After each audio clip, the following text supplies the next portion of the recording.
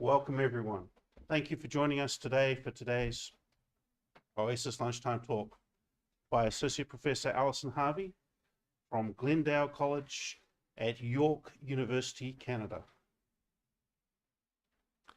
She is currently a visiting scholar at the Centre of Excellence for Game Cultural Studies at Tampere University. Professor Harvey's research and teaching focuses on issues of inclusivity and accessibility in digital culture, with emphasis on gender and labor in digital games. She's the author of two fantastic books, Gender, Age in Digital Games in the Domestic Context, and Feminist Media Studies.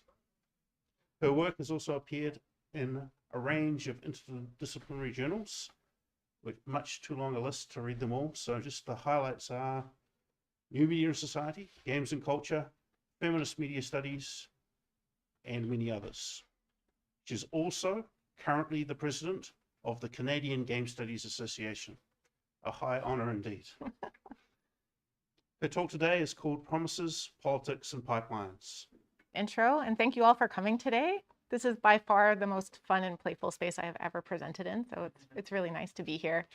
And I guess most people in Finland have not heard of it, but I'm actually from a place called Glendon College at York University. So today I want to talk a little bit about some insights from research that I conducted between approximately 2017 and last year on the relationship between higher education, which is a bit meta since we're in a university right now, and work in the video games industry. What I want to argue is that historically, feminized subjects in these spaces have been framed from a perspective of lack. And very commonly, the solution to their absences is set up as a matter of access to training and development in higher education spaces. We hear about this often through a specific metaphor. I'm not sure how common it is here, but it's been around for about 50 years, and it's about the pipeline between learning and work. I guess pipelines, we often think of it as something else in games development, but specifically this idea that you need to pipe people from higher education into the workforce. And we hear this metaphor being used in various spaces related to what's called STEM, right? Science, technology, engineering, mathematics. It's used in research spaces, policy spaces, corporate and educational spheres as well. And this is a figure of speech that emphasizes fluidity and movement, with the only issue being that someone is appropriately contained within a rigid structure that's channeling diverse talent in the correct one-directional flow. Even though this is an old metaphor and approach to the diversification of tech, little attention has actually been paid to what is the affective experience of being in the pipeline. What does it mean to encounter these leaks that you see portrayed here and these blockages that are often evoked when trying to understand why does the pipeline not work? And that's what I want to focus on today. So I'm going to start by giving you a little bit of context on what this research is, what I've been studying, how I got interested in educational trajectories, routes into work, and the relationship to patterns of exclusion and marginalization in the game sector. Then I'm going to talk a bit about how marginalized people in my study talked about their experiences. So that includes game students and instructors, as well as those who work in the games industry now, and how they've performed and negotiated their gendered subjectivities within, as we know, what are still quite masculinized cultures and spaces. The kind of TLDR that I'm going to tell you at the end, the spoiler, is calls for greater diversity. And I'm going to share with you also some really fresh analysis that comes from talking to people who've made it into the games industry about what does their journey actually look like? What does the trajectory into work actually look like for people who've been historically marginalized? And how that shows us we have to take a radically kind of different approach to thinking about those trajectories that doesn't look, surprise, surprise, like that. So a little bit of background on me. I initially came to this area of formal games education because I've had the opportunity to do quite a lot of work on feminist games initiatives, longitudinal research, participatory research, on kind of more informal educational contexts like this. So I worked with Stephanie Fisher and Tamara Shepard on things like the Difference Engine Initiative, Dames Making Games, and Pixels, which is in Montreal. And our overarching kind of aims with doing this work was to intervene in the exclusionary context of game development by creating opportunities and spaces for women to get into game making. So this research constitutes part of a much broader space of feminist, queer, and anti-racist scholarship and design work that makes interventions into exclusion and exploitation in games.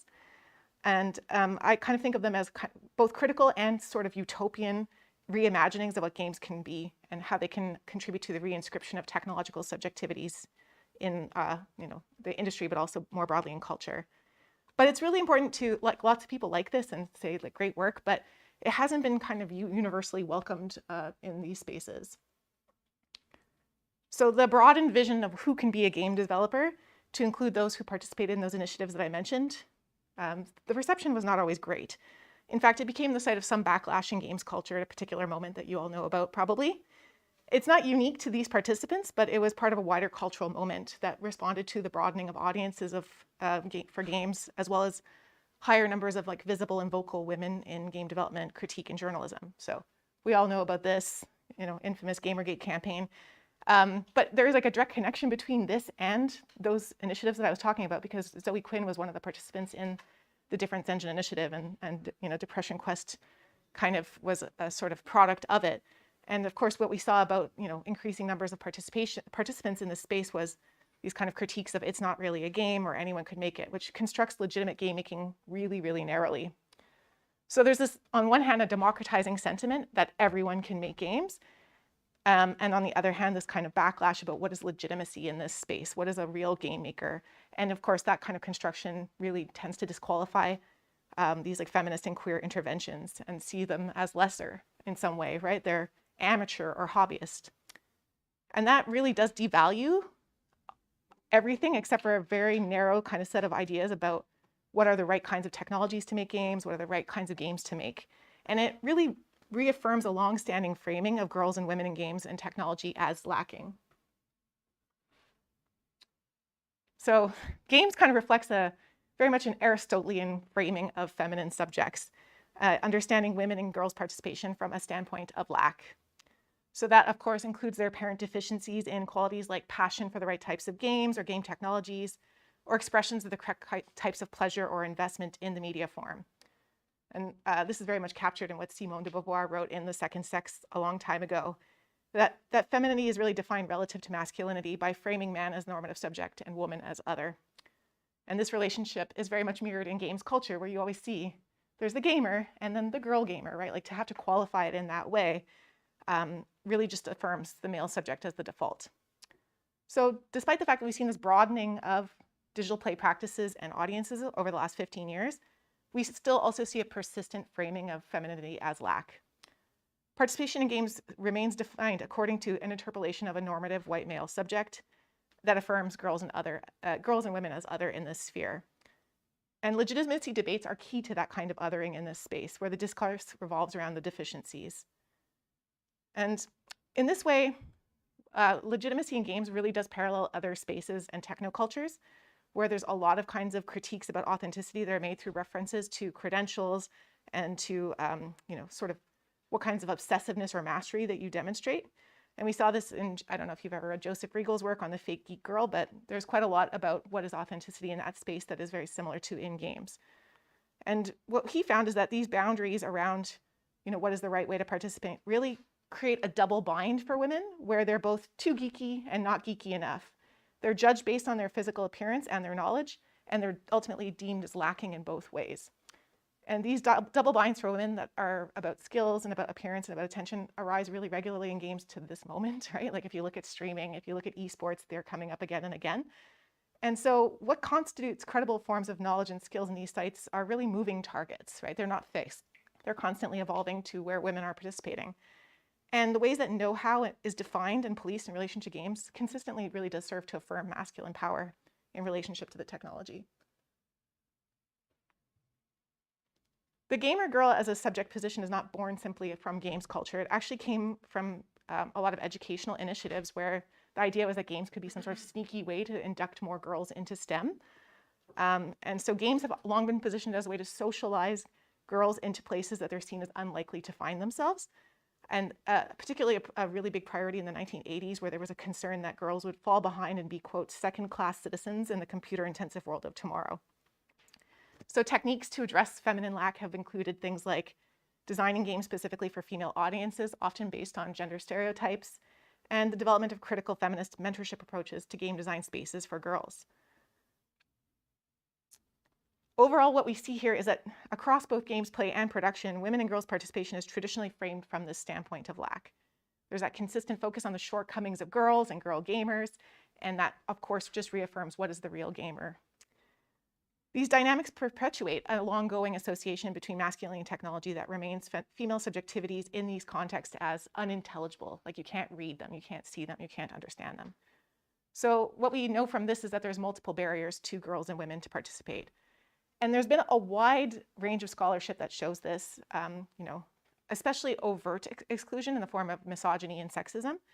But what I want to highlight when I talk about girls in higher education is that it doesn't always look like that. It can look a lot more subtle. Where girls and women find themselves, they can consistently have to battle with this unintelligibility of their participation through insidious notions of lack. And I want to remind you that in the context of production, people who are participating in the informal initiatives and community groups were framed as amateurs rather than, for instance, indie developers. So that kind of boundary policing about how do you get the right kind of training, how do you get the right kind of education is what motivated me to look more at formal spaces of games education, specifically in the UK, because that's where I was living between 2017 and 2019. I've shared with you this quote from, there's a UK trade group for games called Taiga, and this is their CEO. And he really kind of tells you what kind of vision that there is for what is intelligible talent in games, right? So it's very much based on high-tech skills and high-tech kinds of training and higher education. And the women not appearing in those spaces is seen as the reason why they're not appearing in the industry. So this is very much what Dovey and Kennedy called technicity, right? Like this framing of participation in games looking one very specific way around often kind of hard skills, right? As opposed to soft skills. A cultural hegemony that values things like rationality, command and control, and mastery over machines and technology, all of which, of course, historically have been associated with masculine subjects. So these kinds of ideas are what, like, for me, served as an urgent rationale to study higher education. Because despite all of this discourse about the pipeline, despite many people kind of indicating what we need to do is just get more girls and women into these spaces, there's actually been very little research on games education. This is changing. But at the time, nobody had considered, for instance, gender or race or any of those kinds of important elements of participation in those spaces. And I thought that was a real gap because increasingly research has been saying that education is a really important route into the games industry, whereas once it was historically more premised on, who you know or doing modding work, this was seen as maybe becoming a more accessible route into games work, credentialization. So really quickly, my methods are very much qualitative, right? Like to just get a sense of what's going on in those spaces, more and is the female participants in the study and how they talked about their histories and their experiences and their future plans in relationship to games. So in total of the 49 people that I spoke to, 14 undergraduate and graduate level students and 4 instructors use she, her pronouns, and they self-identified as either cis or transgender women. In terms of diversity within the sample, all but 1 were white, so not a huge amount of racial diversity, but otherwise we're quite diverse in terms of age, sexual orientation, class, ability, and nationality. And that diversity was reflected also in their experiences and perspectives. So some of them had very classic kind of narratives, what I call gaming biographies, about how they got into games, what kind of passion they have for games, what kind of games they play. Whereas others were more interested in different kinds of connections to games. So fantasy art, for instance, was one that someone talked about. In all cases, women were in the minority in their games programs. And that doesn't mean, though, that they had the same perspective on diversity and inclusion. Some of them very much identified as feminists, right? Like they use that term to self-describe, whereas others were more kind of depoliticized. They're like, yes, for sure, we need more diversity and inclusion. I'm not going to say what we need to do that. And some people were quite wary about any kinds of solutions that had been previously proposed, like quota-based approaches, or any kinds of essentialized idea that if you add a marginalized person to a space, it will automatically become more innovative or more creative or more diverse just by their presence. So this is a contradictory kind of space to operate in. And that heterogeneity is really important because despite the fact that people differed widely in terms of their perspectives, they really all consistently use lack as a framework for talking about their participation. So they're not all the same, but there was actually this like real strong thread of using lack and deficiency as a way of talking about participation. And it's, of course, because they've been othered in games culture for a long time. I will say one challenge of talking to people about these things is that in neoliberal capitalism, we're not really encouraged to talk about ourselves in these ways, right? Like it can sort of to talk about your own position in oppressive and exclusionary systems can invite the danger of being seen as inadequate, like you're making excuses. So it's very difficult to talk to people about these topics, and that's what makes it really striking that people talked about feminine lack so much. So just a little bit about where they are, and then I'll tell you a bit about the repertoires that they use to talk about their experience. The normalized way of operating within games programs across all of the institutions that I looked at is premised on an acceptance of neoliberal discourses related to managing risk in a competitive work environment. So this is often expressed in very masculinized ways. This is what I call masculine bravado about what it takes, the kind of pain it takes to get into the games industry. And this is not specific to games. Like Kim Allen, who's a UK-based scholar, talked about getting into creative industries more broadly. And she wrote an article that's literally called, "What do you need to make it as a woman in this industry? Balls." So the reference to balls is quite common. And it really reflects what Robin Johnson talks about in terms of a pervasive techno-masculinity in passion-based work, and a kind of heroic masculinity that you see expressed here. So I'm not going to focus on what the male participants said today, but I just want to show why it might be unsurprising that women universally agree that games higher education and the industry are male-dominated, even though most of them said this is shifting and it's getting better. Regardless of those hopes for a better future, what my participants revealed is that fitting in requires a number of affective and practical strategies with accompanying sacrifices when they have to negotiate work and study in these spaces. So I'm going to tell you a little bit about 4 of the coping strategies that people spoke about. And they're not really, they're not mutually exclusive. People did multiples of these things.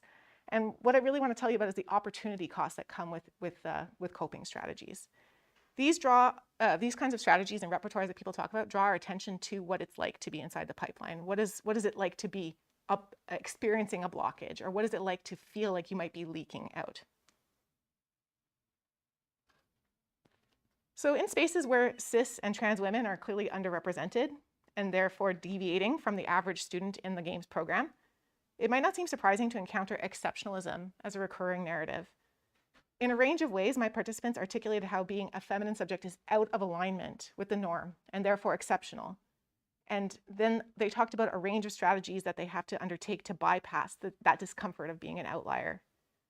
However, one of my biggest surprises in the analysis of the data was the response by female participants who, instead of talking about being exceptional, like by comparing themselves to male counterparts, they position themselves as exceptional relative to other girls. So as this master's student demonstrates, it kind of looks like articulating an ability to cope with marginalization and experiences that might be intimidating or uncomfortable for other girls, but not for that person. This student, like several others, emphasized, of course, in a meritocracy, her abilities and her work ethic. That's how she succeeded, right? That's what happens in meritocracy. You just have to put in the hard work and you'll be fine. But she also said that staying on in her studies, including a previous degree in computer science, where she was, again, the only female in the program, was being able to get on with those things, the hard work, the hard grift, despite the challenges of being the only woman in the cohort. What disturbs me is that this positioning of exceptionalism is not limited to a re-entrenchment of stereotypes about, for instance, female audiences, as we saw in other spaces, but also it's very much tied to your ability to cope with harassment and marginalization and intimidating experiences and things like that might be uncomfortable for some girls. While students on the main were really reluctant to discuss specific hostile interactions, like, again, that neoliberal kind of idea that you might be framed as inadequate, most of the time they talked in very general terms about what exclusion looked like in games programs. So, female team members being talked over in group meetings, student groups known for evaluating the sexual attractiveness and availability of their female peers, the wolf pack as it was called, and classroom discussions reflecting on that, that guy from Google who said that the problem is that women are not skilled enough and that's why they're not appearing. I forget his name, Demore or something like that. Talking about it in the classroom as if it was like a legitimate study that had been undertaken, and that's why there weren't many women in those spaces. In those kinds of environments, of course, highly individualized approaches to managing and modifying your expectations, behaviors, and tolerances based on exceptionalism would be common. But I want to talk about the costs, like I said. There's 2 risks that are run from this. One, obviously they can serve to reaffirm exclusions in games, normalizing one's need to adapt and cope with both microaggressions and overtly toxic experiences. Second, they reaffirm those assumptions about feminine lack through one's ability to manage masculinist norms, perpetuating hegemonic gaming subjectivities that are linked to this next strategy that I want to talk about. So another very common strategy that I saw was aligning one's interests and indeed one's identity with the default gamer subject position, even while saying gaming has become more mainstream. This is a discourse I see all the time. Everybody plays games and then revert right back to that kind of default hegemonic masculinity. So this is from a third-year indie game student who said, I'm not surprised to be the only girl in my program, and was wholly positive about her whole experience. Everything about the games program she loved. She'd done an internship that she loved at a major games company where she was, again, the only girl. And as you can see here, she explicitly aligns herself with kind of hardcore gaming and the people who populate her course. She says, I'm treated the same just as everyone else. Both her and the previous student that I mentioned and the coping strategies that they engage with depend on the discourse of the default male gamer subjectivity and the notion of girl as other. In this way, it resembles work that's been taken in other STEM. So there's been no research on games higher education in this way, but there was in science. So I found one study where the students that those scholars talked about kind of rejected any stereotypes about gender, any kind of stereotypes about the link between femininity and scientific ability, but they relied very heavily on the narrative of equal opportunity, right? Which is again linked to meritocracy, again linked to neoliberalism. And it's linked also to post-feminism, I would say too, right? Everything is about one's individual power that frames gender inequalities as outdated and every individual as in power of their destinies, just given enough effort, enough aptitude, enough self-motivation. However, despite these stereotypes about equal opportunities and the like, participants often talk about femininity in ways that are lacking, right? So they would distance themselves from what they called girly girls and overtly denigrate those girly girls, and to describe oneself as outside of those norms of femininity, but as a hardcore player, and to associate femininity, again, with the casual gamer. As we know, these are very much kind of gendered valuations about legitimacy, again. So again, there's this like hinging on feminine lack, and there's this careful positioning of oneself relative to the status quo of gaming identity in this space to ensure one's belonging. These tactics sometimes can be quite seamless, but sometimes they can be in tension with the default. Overall, they always place the onus on the female student to negotiate. And we might think of these, if we're thinking of the pipeline metaphor, as lubricants. Like, how do people just slide through the pipeline, even if there's constantly these like blockages that they have to face? You just have to align with the default all the time. What these two coping strategies have in common as well is that it requires participants sometimes to tactically distance themselves from some of their peers, for instance, the girly girl, right? And I think this also demonstrates the costs.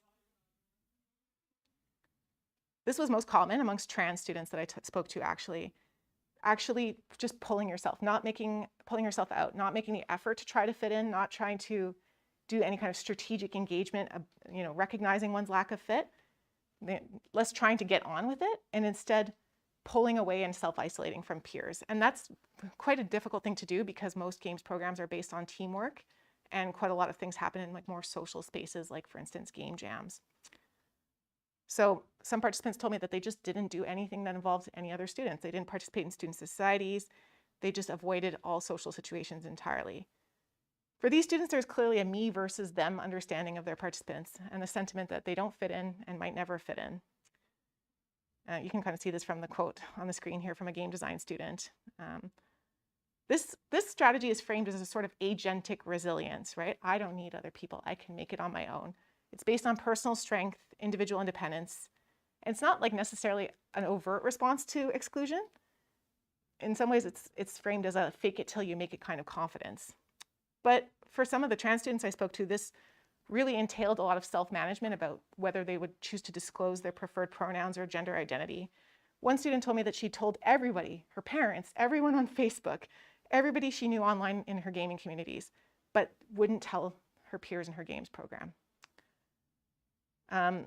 One student told me it just wasn't worth it to get into these lengthy conversations about what a preferred pronoun was, and said, I'm just going to let it go. Let's just do the work. And this is like really not insignificant when we're talking about young students and like what it is to talk about your identity, right? So they're not inconsequential. So these students clearly articulate how the norms of game spaces require you to obscure or isolate elements of your identity to cope. Self-regulation efforts that illustrate how the constraints of being the presumed subject of gaming impacts on those who trouble them just by dint of existing. And this approach has consequences, like I said. It can stop students from fully transitioning. It could, in the case of other students, say that they have to just have a really high tolerance for sexism, transphobia, and misogyny, and that's part of the key of their success. And, for some people, these strategies just become untenable. And that's the last tactic that I'm going to tell you about. It's not that common. Of the 14 students that I spoke to, only 2 talked about refusal. But I think it's really important for telling us what happens if you cannot or will not fake it. For many students, it was about, accepting things, the hegemonic norms, getting on with it. Whereas for other students, it was about rejecting these and accepting that they would never succeed. Right? So this student was probably the most painful interview that I conducted, because sometimes talking to people is painful as a researcher, right? She talked about her pain, like the feeling of being left out, the feeling of being an outsider and not belonging, the feeling of, she said, literally being left outside when groups were being formed. And you can see here that this student very much overtly identifies with that othered subject position, the girly girl. And for her, what was interesting, that's not necessarily what I would have thought girly girl meant, about tropes of beauty or fashion or whatsoever. But for her, it was that she was really fascinated by fantasy-based art. She was really interested in Jane McGonigal. She was intrigued by augmented art, tactile media. She just wasn't interested in coding, right? And for her, that was a girly girl. I thought that was quite interesting to me. And also what was interesting about her is that when I talked to instructors in this program, she was the exemplar. They're like, yeah, we're doing great work on diversity. We're being so much more inclusive. Look at her. She's really exemplary in her creativity and unique approach. But her experience was that the place was very solitary and very harsh. So interestingly, for this person, right, being a girly girl means not identifying with hegemonic norms around technology. Being a gamer girl is very much about having a techno-masculinist approach to games, passion for mainstream titles, an alignment with traditional approaches to design, and strong technological abilities. And that's what I saw in the gaming biographies of many of the people that I talked to, very kind of standardized discussions of passion, commitment, and fandom. Being a gamer girl for this student doesn't align with her goals to, make games and, tactile media for children, to valuing justice and pursuing it, and to just having a different kind of engagement with games.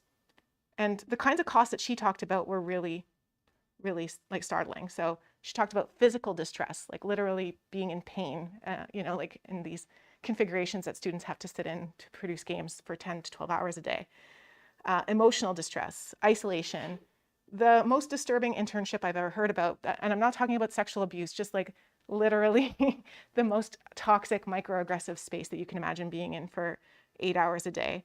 And just overall this growing sense that if she wanted to stay, she would just have to become a completely different person, and she wasn't really willing to do that, which was in such overt juxtaposition to the celebration of her work by professors. She told me that she'd been encouraged to do a master's, but she felt that was just her instructors trying to get her to shut up, right? So even encouragement wasn't seen as such because she just felt like she had to be something else. And for me, this was an articulation of cruel optimism, because the only reason why she had enrolled in this program, and this program had a relatively better balance of female and male students than other programs, is because of a very charismatic female lead of the program. In 2 of the programs that looked like that was the case, where they had women who were heads of program.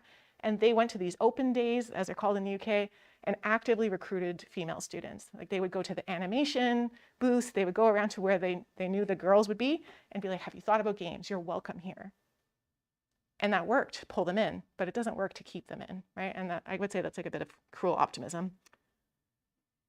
And overall, the student, in terms of affect, anger, statness, and it was very, very different than the other kinds of responses I heard from students. It was less individualized. It was more about a cultural analysis. So the first 3 strategies are very much about making efforts to negotiate narratives of feminine lack through discourses of personal strength, charged with a positive, agentic kind of affect.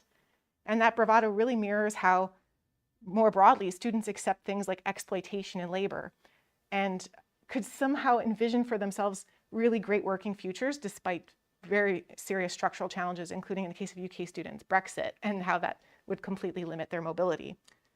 So in many ways, these spaces just normalize structural exclusions like overwork and sexism, and emphasize with the value of meritocracy. And so for me, it was really striking to meet these students that chose to refuse, and that would speak to the pain that they'd experienced in trying to fit into the pipeline. And so I'm very inspired by Mel Gregg, who says that moments of attrition like this are strategies too. Giving up is also a strategy. A leaky pipeline, she says, might actually be a sign of workers' agency. And I guess we see that more now with quiet quitting and things like this, of their empowerment and willingness to leave intransigent cultures that don't align with their values. So refusing to fit in or get on with it is an approach that most clearly indicates how deeply exclusionary these spaces still are, even in educational contexts.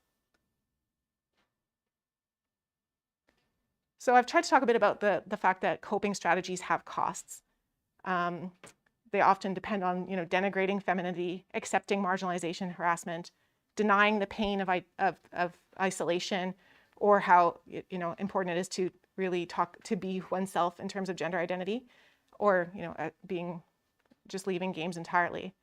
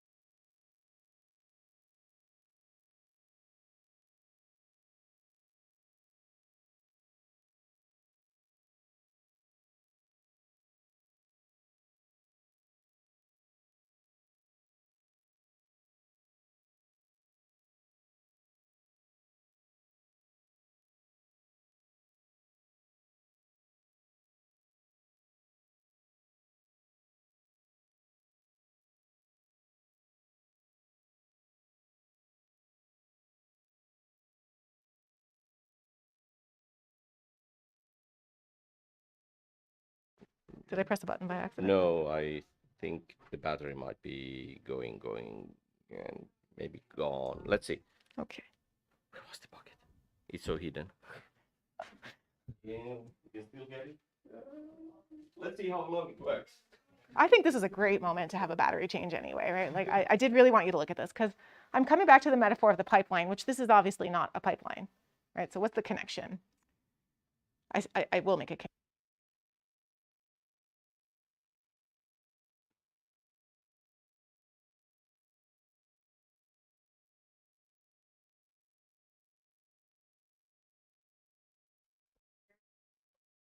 I'm so sorry. No, it's You okay. got Fine. weird box now. I like it. 50 years of pipeline discourse, like this is the answer, and there's been about 50 years of critiques of the pipeline coming out of research on STEM, right? We already know that they don't work.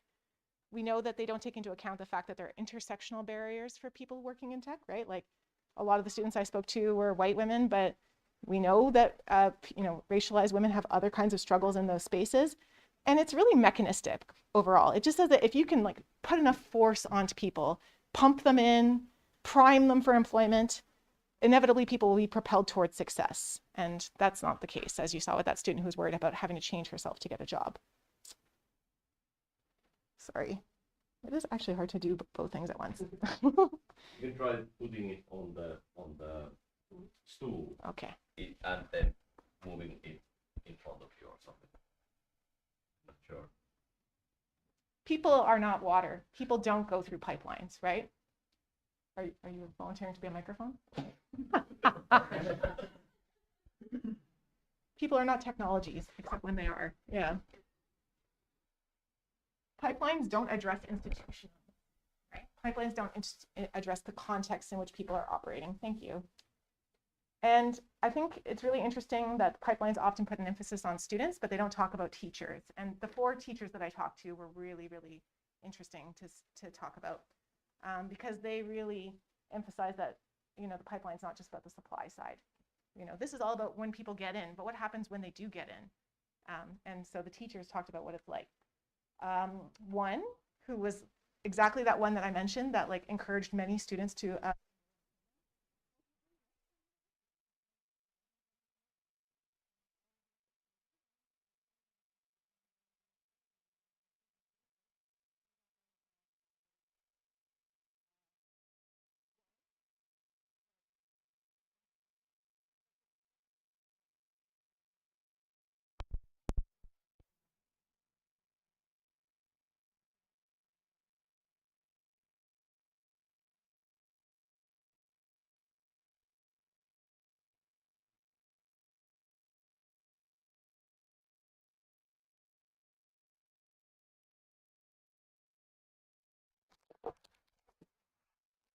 No, it's still working. What the hell? I'll just, I don't know what I'm doing. No, now it's working. okay. I'm sorry. It's okay. The third instructor, she was working in education because working in the industry sucks so bad as a woman, and she wanted to have a kid and was like, there's a terrible gender pay gap. There's a terrible gender pay gap in education in the UK, but it's still not as bad as working in the industry. And the fourth one eventually left education to just do art because the industry sucked, education sucked, and now doing art. So you see some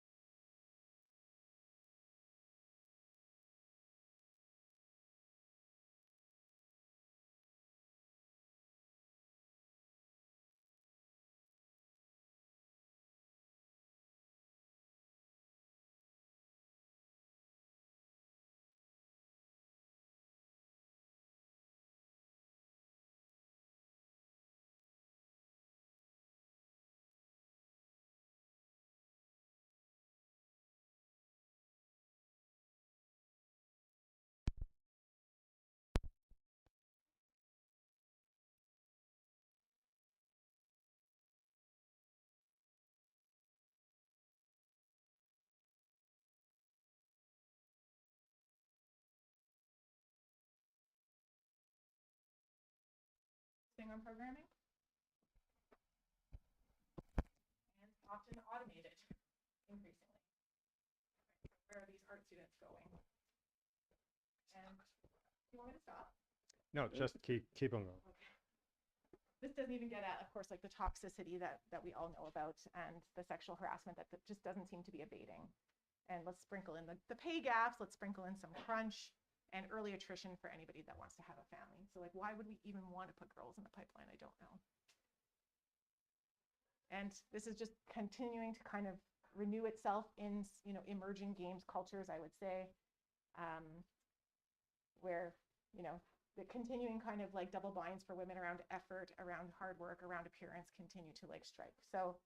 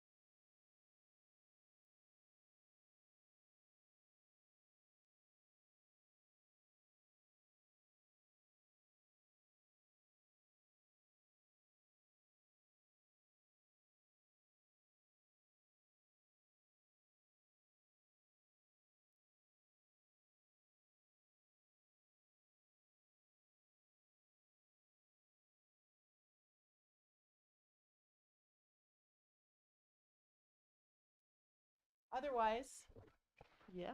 Oh, okay. Otherwise, from a non-UK example in the US, we saw where these things go wrong. Rebecca Rouse and Amy Corrin wrote about doing a desired project of feminist transformation with more social justice education in a games program that they worked in. And that was just framed as like, oh, that's great, you're repairing our problem, a little Band-Aid fix, right? So in these spaces, if you want to make a difference and like have like equity and safer environment for students, it is not just about nice, attractive promotional materials. It's also about thinking differently about curriculum and pedagogy and the culture of the spaces that they're in, because it can make a difference, right? Like I hold on to quotes like this, that it does make a difference, and there are opportunities as well as challenges. But there remain ambivalences. I'm not the only one that feels this way. I don't know if you've come across the Limit Break program in the UK. It's a mentorship program that's been running for 5 years. And it was founded by a woman of color, Anissa Sanusi.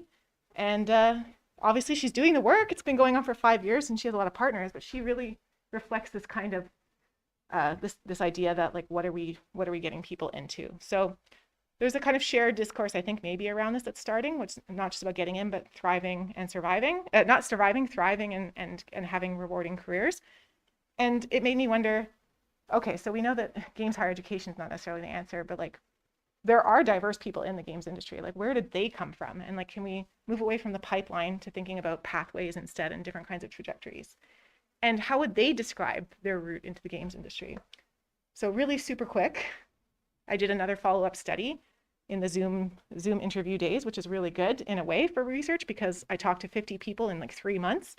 And they were working all over the world. I talked to people in Japan and Germany and South America, and meant that I got like a really different sense of working in the games industry. And I talked to people doing different kinds of jobs because I think sometimes the problem is only talking to people in what we see as those core jobs, but the games industry is full of different kinds of roles. And what I found is that they talked about really different kinds of metaphors for what it's like to get into the games industry. So I'll just put a couple of them up here. Sorry, I'm just whizzing through. Okay, so some people describe getting into games as a set of tracks. Sure, you might be put on a certain track, but sometimes tracks switch and you can go in a different direction, right? Like it's not necessarily linear, like you just get into as a junior and then get into intermediate and then go to advanced, depending on the company and like the way that you're mentored can have like a much more wiggly career. So women that had no training in games that started in I don't know, what am I thinking of? Quality control, quality assurance, ended up getting into production in this way, which I think is really exciting. Less positively, become uniform is what you have to do to make it in games, like a sausage. And you don't want to know how the sausage is made. Getting into games being a really diverse kind of set of practices that isn't really replicable, so more like a tree that branches. The spider web is to get at how complex it is to get a job and how much it relies on not anything to do with hard technical skills, but a whole range of soft skills that are often not valued and definitely not taught. Trying to open closed gates that never seem to open for you, and trying to get across bridges that are still under construction, right? Like this gap, which I think is like also goes well with the pipeline, because like let's say you manage to get through, like where are you even going? You're like sailing off like that bus in Speed with nowhere to land. Yeah. And they talked about what kinds of supports that they had that got them there and that kept them there. So informal covens, that was a term that someone used in terms of people that were there to support you. Corporate mentorship programs, but also things as basic as like Discord and YouTube, right? Which I feel like these kinds of things are not really well studied. So that's part of my goal, is like, let's all study all the things. Like there's lots of things that are quite important for people to make it in the games industry and to do well. So we need to look at them. A lot of these things don't receive a lot of policy or advocacy attention. I guess they're not as sexy. Overall, I guess what I'm trying to say is that I'll be saying this again next week, is we can't just, I guess, point at something and be like, that's the solution over there. Like we have to like go into the things that are because we don't want to repeat the problems, but sometimes the solutions are also problems or like are complex. So we need to go into them and look at them in a grounded way. Because what I saw with these students is that games education, not because there's anything to critique about professors, like they're just doing their job. They're not the ones that are in charge of a lot of things. It's very much shaped by work readiness and like satisfying the industry. And everybody agrees that there's a problem, but also the students want to get jobs, right? So it's like a very tense environment to try to do any kind of diversity or inclusion work. And we need to like look at that in very local ways as well. And also I think like leaks are important too, right? Like, so looking at the viscera, looking at the people who leave is also a really important research direction, because you know, we can become like feminist plumbers, to use the terminology of Sarah Ahmed, which is to see, you know, what are the alternatives that happen? Where do people end up where they do flourish with the skill sets that they have? You know, where is it better to be than games? Which is like, according to people that we talk to almost everywhere else, better paid, better work hours, right? So, you know, what are the alternatives for people? And to really like critique things that seem like goods, you know, like education and like mentorship, for instance. And really being a plumber, I guess, is promising, because it might mean that we take apart a pipeline rather than fix it. That's it for me.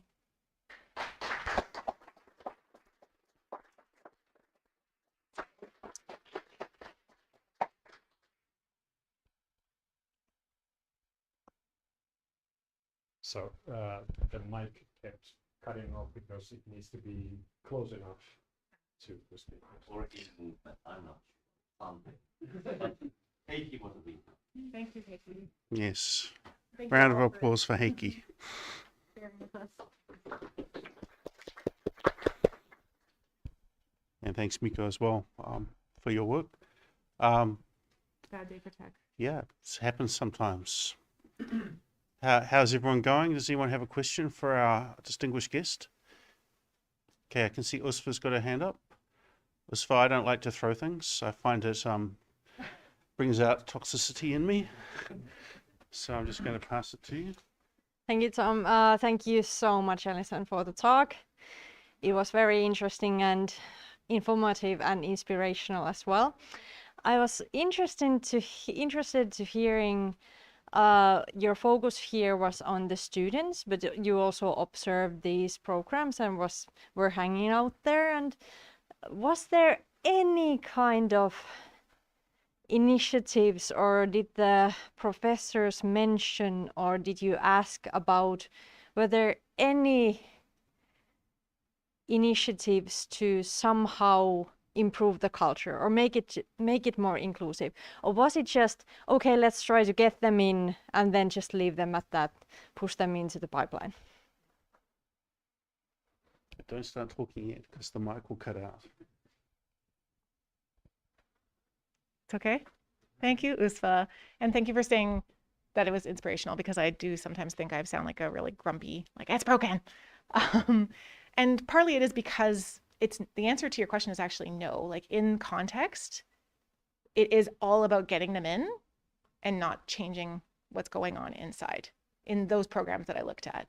And Kat Gupta, talking about higher education in the UK, said that we might think of inclusivity with three metaphors: the cake metaphor, which is if chocolate is the diversity and cake is the non-diversity, some programs just have it as icing, which is lots of promotional materials. If you look at UK games programs, it's full of pictures of women of color.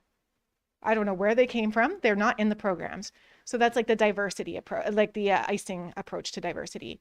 Whereas like some programs try to study, like put initiatives in that then address diversity on the inside, which you would say like chocolate chips in the cake. And then like something completely different would be chocolate cake. Unfortunately, I didn't even see chocolate chips. I really didn't. And like, I think maybe if you like, I could tell you that there in some of these programs, there were more critical studies classes, but they were not mandatory, or like they were not like seen as like intrinsic to the program. And again, it's because on my methods slide, you saw that I also looked at like more kind of institutional materials as well. These programs are fighting a very difficult fight, right? Like, they're part of the commercialization of the university, and they're seen as really important feeders of money into the coffers of the university, right? Like, they recruit way more students than there are jobs. We know this. Someone described it as a pyramid scheme to me. And they're doing this job of like trying to assure students that they'll be trained to get a job, cautioning them that they won't get a job because it's too competitive, and partnering with industry partners to come in and somehow like even things out for students. And so it's very much about like, how do we design an education system that looks exactly like the industry, right? So it's the most conservative thing that you could imagine, even with these leaders that know that there's a problem.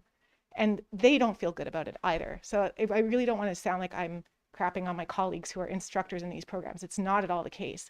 Like, they work under so much pressure and they know there's a problem, and then they don't feel empowered to do anything.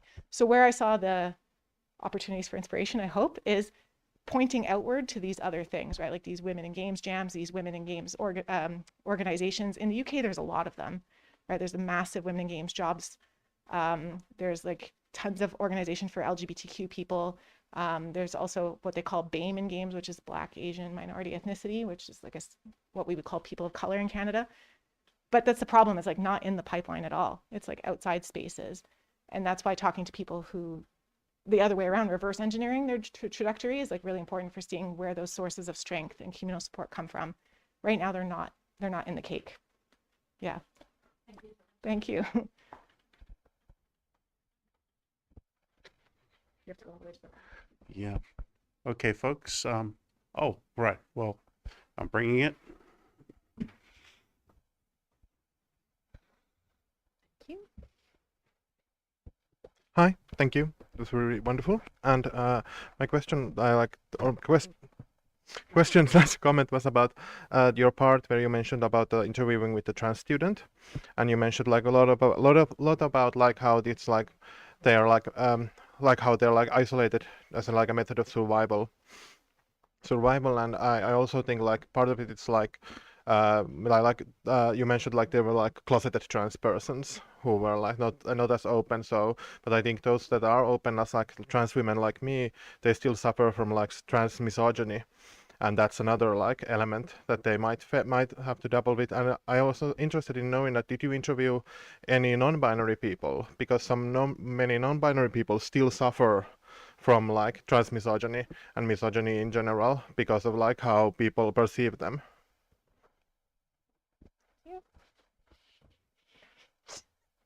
I'll pass you that. Thank you. Yes, more comfortable with the rugby metaphor at the ball. Thank you. Yes, it's really disturbing that like in all of these programs like this, they were not out to their colleagues. And I think it is because of the specter of trans misogyny, right? And also just the labor of like explaining to good intentioned people being like, what does that even mean? You know, like it's just too much effort, you know, and it's easier to just like hide, I think, in those spaces. Like we're talking about very young people, you know, like 18, 19. I did talk to one non-binary person. It was a very similar situation where they were not out as non-binary. They just used pronouns that they thought other people would accord to them. So yeah, like that self-isolation thing is like really significant, I think, for like anybody who's not gender non-conforming in those spaces, which is like really, I think, important and needs more research, right? Because at least, and I think it's true here because I read Tana's paper, in North America, LGBTQ people are population-wise overrepresented in the games industry, in the sense, not that they're over, like there's too many of them, but that there's more people in the games industry that identify as part of LGBTQI communities than there are relative to the population. Am I making sense? Like, let's say 10%, yeah, you got it, right? So how can it still be so exclusionary when we know that, right? Like how much of this kind of self-concealment is important for surviving in those spaces? Presence does not mean change to a context, right? So yeah, thank you for that comment. I think it's really important. All right, we've got time for, oh, well, Carly.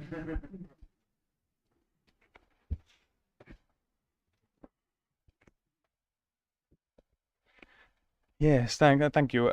One thing I was interested about is whether, when there was like this ideas about hope and what might bring a change for the future, there was this women-led companies. But one thing I noticed was what was missing was like there was no mentions about any unionization efforts or anything like that. Do you think it's because it's so rare still, or whether this unionization efforts do not actually promote any diversity? Or yeah, that's basically what I'm thinking about.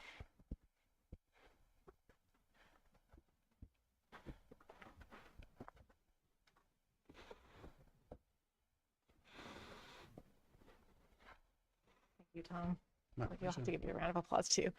Thank you so much for asking that question, Callie, because I was, you know, at that time was when I was doing that study, it was like the Games Workers Unite was like, I don't remember which part is pluralized, but you know what I mean? The GWU was like really coming up, and they were doing so much work around creating promotional materials for students in particular, and nobody mentioned it. Nobody, not one person mentioned it, including those people who are like diversity advocates in their programs, seem to think that collective action for laborers was part of the solution, which I thought, I'm not there to like indoctrinate anybody, but I was a bit surprised by this, and I think that's like a serious barrier. And part of the issue is, again, those organizations that are outside of the university. This is, again, my thing with pointing to things as solutions, is that like we have to go there and look critically too, is that a lot of these places are not affiliated with GWU or any kind of unionization efforts. A lot of them have the mission of just improving the industry, right? Like industry as it is, getting more people into the industry. That's the improvement. So the only organization that I know of that has a kind of relationship with that movement is Pixels in Montreal, but it's very quiet because they all have to do this, where they're dancing a dance between, we need industry sponsorship to be able to get things done. Like we need material support, like money matters, but also knowing that like really collective action is a very important dimension of this work. So Pixels is, I hope I'm not doing anything wrong, but I think it might be somewhere on their website that they are partnered with GWU, but I have not seen that in the UK anywhere, that there's any kind of association with collective action, because it still is ultimately about this like hard work and persistence, and like maybe a little boost is all that's needed, and then it's fine. But obviously like that would be a really important thing to, I think, work with. So thank you for pointing that out. So you're saying there's time for one more question, or Comment. there's a comment? There's time for one more question, and there's a comment there. So All right, great. Thank you for. Oh. one comment. I'll read the comment from online. It was from Barbara Smirinova, who said, "Thank you very much for your presentation and your papers, especially making the grade. Listening to your work has been a very near description of my past course at a UK Uni Games course." So. It's not one of my participants, though. That's where I can call names or anything like that. Oh.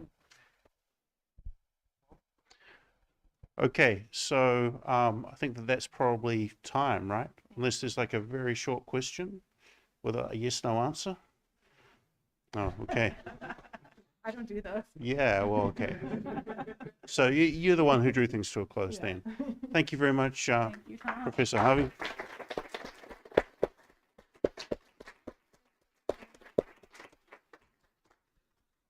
All right.